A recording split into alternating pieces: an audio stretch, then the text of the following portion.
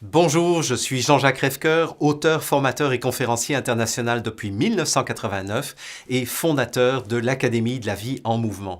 Alors, bienvenue dans cette toute petite vidéo où j'avais envie de vous parler d'une question que beaucoup d'entre vous probablement se posent. Et cette question, c'est comment prendre soin de vos besoins en étant dans une relation de couple.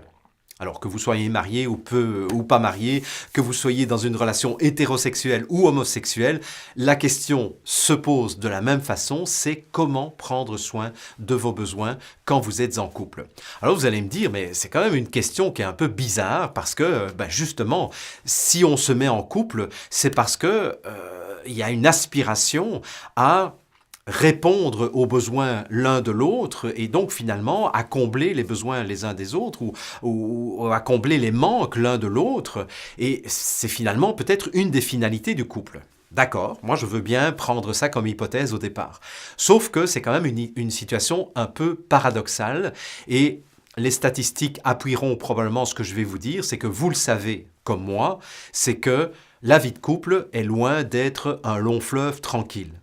C'est quand même pas une sinécure du tout de vivre en couple. Alors évidemment, quand on échoue, quand on vit un échec relationnel, quand on vit un échec amoureux, quand c'est la rupture bête et brutale, comme disait Jacques Brel, eh bien, quand on vit ce genre de situation, on se dit « c'est que je n'ai pas tiré le bon numéro ». Je ne sais pas si vous vous êtes déjà fait cette réflexion, mais j'ai déjà entendu dans ma pratique de formateur des réflexions de ce style.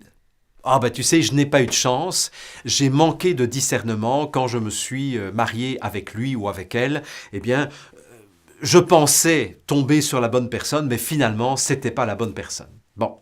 Et puis alors, vous recommencez avec une deuxième personne, puis une troisième, et puis une quatrième, et vous vous rendez compte que vous n'avez pas de chance parce qu'à chaque fois, vous tombez sur le mauvais numéro.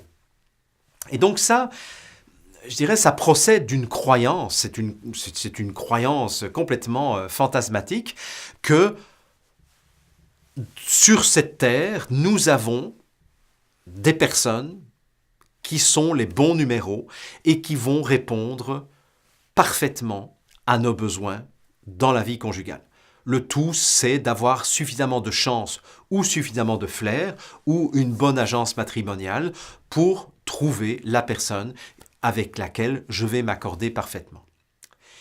Mais les choses ne sont pas aussi simples que cela. Désolé, c'est une mauvaise nouvelle que je suis en train de vous annoncer, mais ça, vous en doutiez peut-être un peu. C'est que même si vous tombez sur la bonne personne au départ, les choses se dégradent dans les semaines, dans les mois ou dans les années qui suivent. Et donc la question c'est comment ça se fait que malgré les meilleures intentions du monde, malgré qu'on tire le bon numéro au départ, comment ça se fait que les relations se dégradent? Comment ça se fait que finalement on vit des relations de déception, de trahison, de frustration?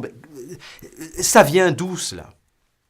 Alors, une des réponses, parce qu'évidemment les choses ne sont pas aussi simples et aussi carrées que cela, mais dans le cadre de cette petite vidéo, je voulais simplement déjà vous apporter une première réponse, c'est qu'une des réponses, c'est que nous ne sommes pas capables, en tant qu'individus, d'identifier de façon consciente quels sont nos besoins fondamentaux.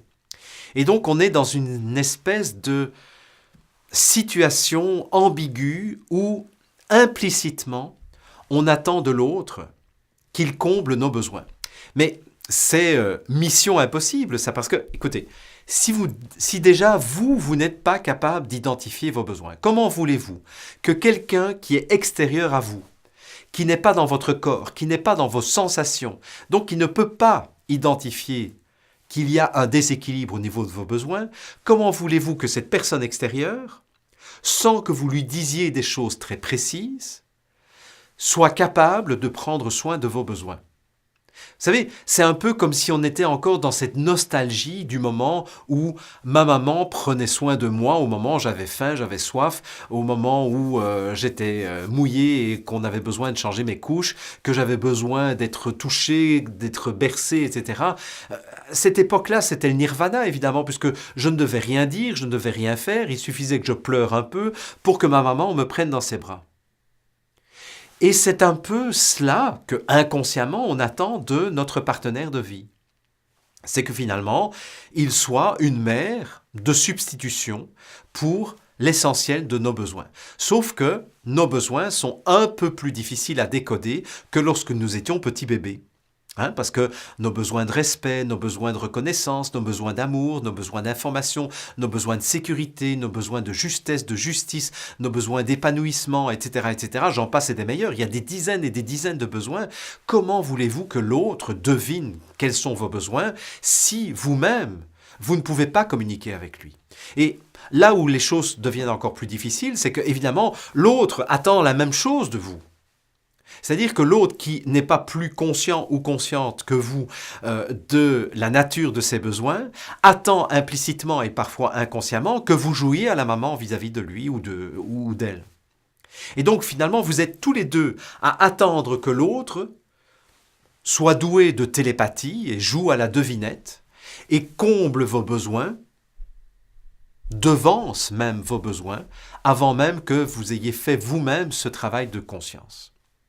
Alors, là où ça se dégrade de plus en plus, c'est que, évidemment, vous êtes évidemment en manque puisque vous attendez que l'autre prenne en charge vos besoins et il ne prend pas en charge. Donc, en fait, vous êtes en manque, mais l'autre est en manque aussi puisque vous-même, vous n'êtes pas capable de prendre soin de ses besoins.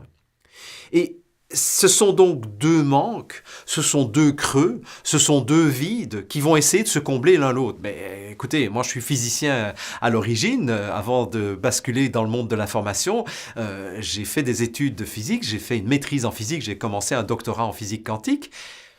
Vous savez, un vide ne va jamais remplir un vide. C'est un plein qui va remplir un vide, mais deux vides ne peuvent pas se remplir mutuellement. Alors, si vous voulez déjà un premier conseil, puisque évidemment les autres conseils, je vais vous les donner dans une conférence que je vais animer dans un séminaire qui aura lieu à 20 km de Rennes, à Romillé exactement, et c'est un séminaire qui est organisé par une de mes étudiantes qui actuellement travaille dans l'Académie de la vie en mouvement. Et cette étudiante, qui s'appelle Madeleine Beaufils, a pris cette initiative, que je trouve très très belle, d'organiser un séminaire de 2 jours qui s'intitule « Réussir sa vie amoureuse ». Et donc, elle invite des gens de France, de Belgique, du Canada pour parler à un public, on sera assez nombreux, c'est une salle de 400 personnes, et donc il y aura plusieurs conférences le samedi et le dimanche. Il suffit que vous cliquiez sur le lien qui se trouve sous cette vidéo pour avoir tous les renseignements, pour vous inscrire, etc. Et donc moi je vais traiter de la conférence qui s'intitule « Comment prendre soin de ses besoins dans le couple ». Et donc là, évidemment, j'aurai le temps de développer tout ce sujet, mais je voulais déjà vous donner un outil que vous pourrez mettre en application dès à présent, en attendant qu'on se voit à Romillé, donc près de Rennes.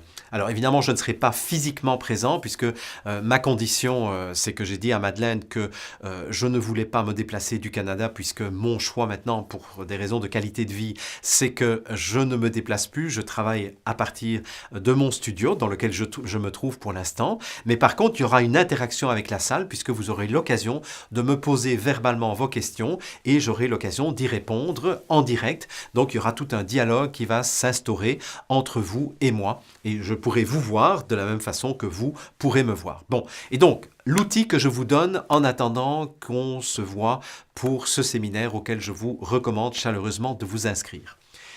L'outil, c'est d'être capable déjà d'identifier ou de commencer à identifier votre besoin. Et si je vous posais la question, mais dans cette situation que tu as vécue avec ton conjoint ou ta conjointe, quel était ton besoin ? Il y a souvent, quand je pose cette question dans les séminaires, eh bien, les personnes que j'accompagne me disent « Écoute, je ne suis pas capable de répondre à cette question, je ne sais pas quel est mon besoin. » Alors, je vais vous donner une question que vous allez pouvoir vous poser.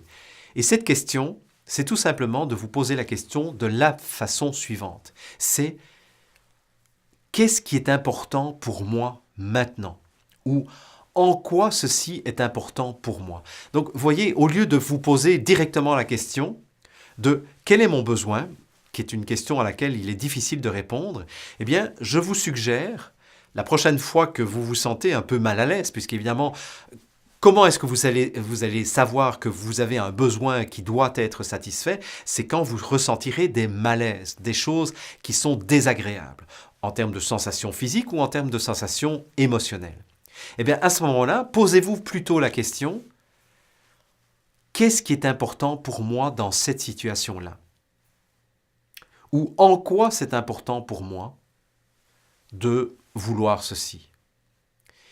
Et vous allez voir avec quelle facilité vous allez commencer à identifier vos besoins.